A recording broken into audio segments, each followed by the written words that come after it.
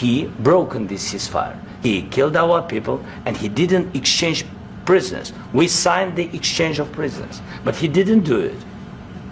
What kind of diplomacy, JD, you are speaking about? What do you mean? I'm talking about the kind of diplomacy that's going to end the destruction of your country. Yes, but if you Mr. President, with respect, I think it's disrespectful for you to come into the Oval Office and try to litigate this in front of the American media. Right now, you guys are going around and forcing conscripts to the front lines because you have manpower problems. You should be thanking the President for trying to bring an end to this conflict. Have you ever been to Ukraine that you say what problems we have? I have been to. Count one. I've actually watched and seen the stories, and I know what happens is you bring people, you bring them on a propaganda tour, Mr. President.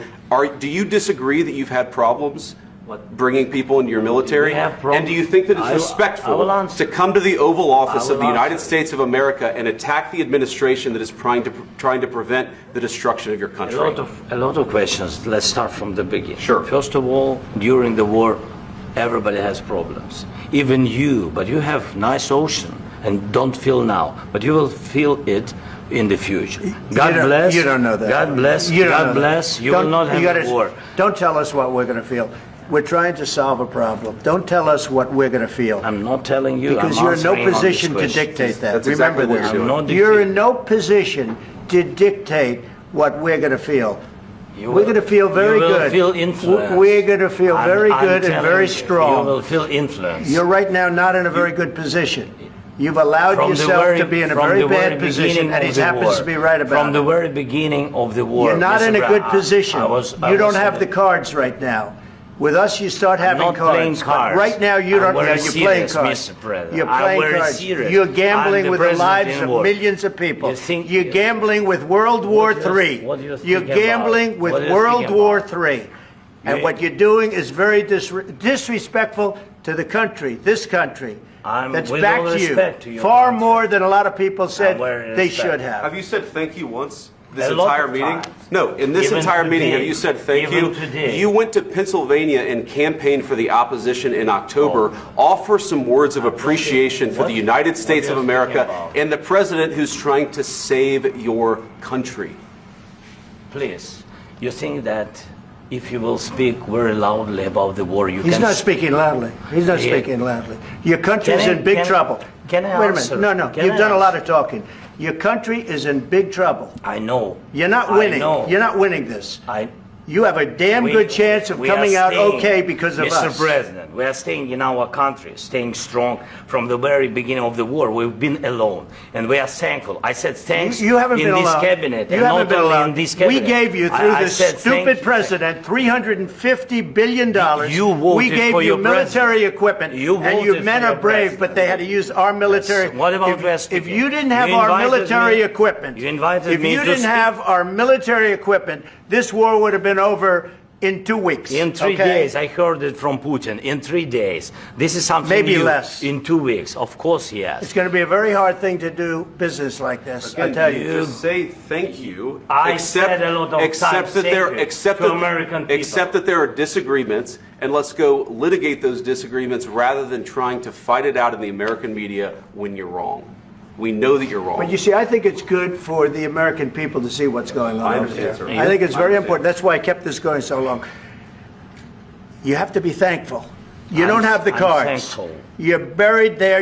Your people are dying. You're running low on soldiers. Listen, you're running low on soldiers.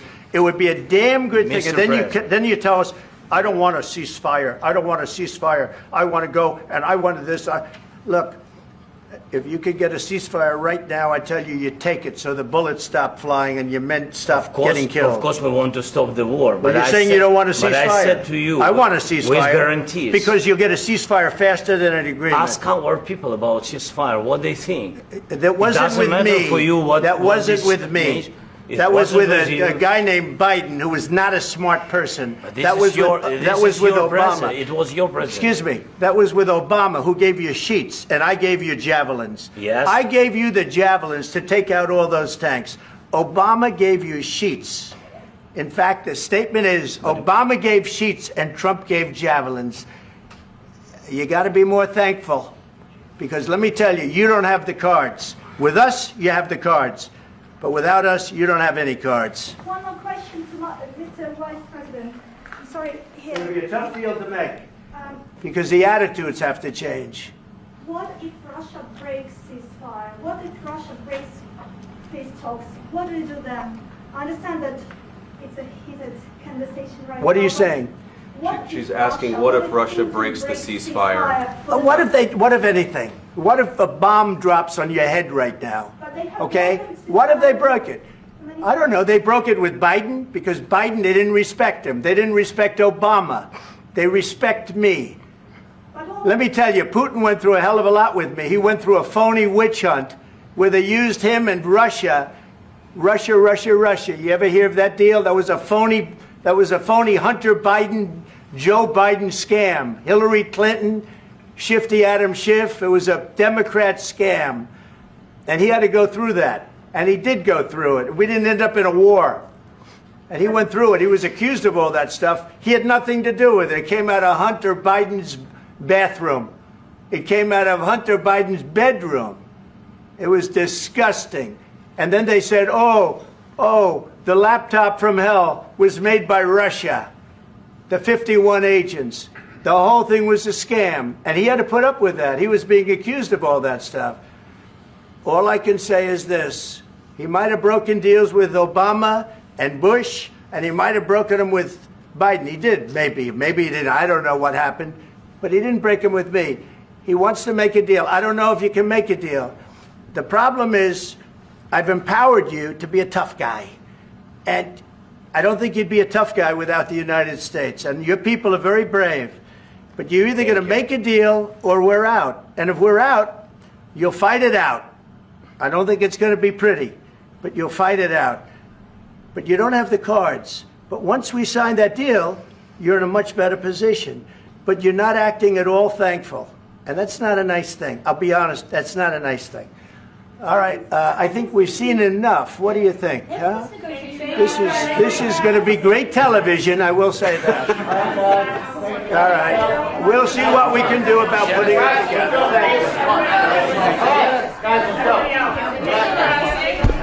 Guys, come on, let's go. We'll see. I don't know. All right, guys, come on.